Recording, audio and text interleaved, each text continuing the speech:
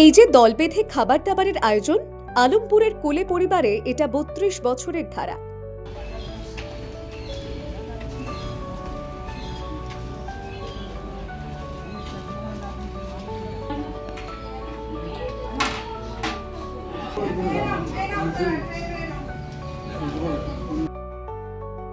পবিত্র রমজান মাসে রোজা রাখা ধর্মপ্রাণ মুসলিমদের জন্য ইফতারের আয়োজন করে আসছে আলমপুরের কোলে পরিবার।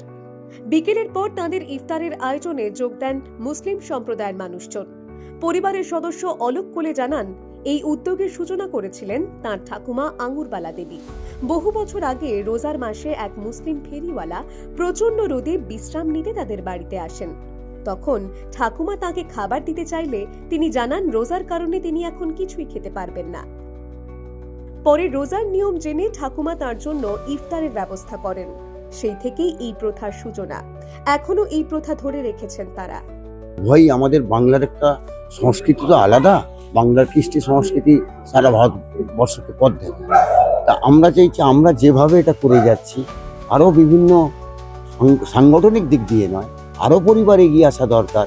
এটাকে আরও সুন্দরভাবে কি হয়, একটা সামাজিক সুন্দর বাতাবরণ তৈরি হয়। কি হয়, ভেদাভেদ ভুলে। আজকে তো রাজনীতির জগতে শুধু বিভাজন বিভাজন বিভাজন, ধর্মের রাজনীতি। আমরা এইসব থেকে ভুলে থাকার আমি একটা বার্তা দিতে চাই যে আসুন সকল সম্প্রদায়কে নিয়ে আমরা যেন এভাবে সবাই একভাবে বেঁচে থাকি। আঙুরবালা দেবী না থাকলেও তাঁর স্মৃতিকে সম্মান জানিয়ে প্রতি বছর রমজান মাসের ২৭তম দিনে বাড়িতে ইফতারের আয়োজন করেন পরিবারের বধূরা। সকাল থেকে শুরু হয় তার প্রস্তুতি। কেননি আজকে আমাদের বাড়িতে একটা জিনিস আছে, জিনিস মানে একটা আয়োজন আছে, যেটা আমাদের প্রত্যেক বছর হয়, কিন্তু এবারটা আজকে পড়ে গেছে মঙ্গলবার। আবার আমাদের ঘরে আবার মায়ের পুজো হয়, মঙ্গলচণ্ডীর মন্দির আছে, আর সেই জন্যে আবার আজকের দিন এটা পড়ে গেছে। বাইরের লোক এসে খাওয়া দাওয়া করবেন, ওনার আজকে ইফতার করানো হবে। আপনার দাদা প্রত্যেক বছর করায়, মানে আমার ঠাকুমা আবার সব করাতো, এবার উনি এরা সব ভাইরা মিলে চলনটা রেখে দিয়েছে। মানে এই বিষয়টা আপনাদের মানে একদম আপনার শাশুড়ির সময় দেখুন।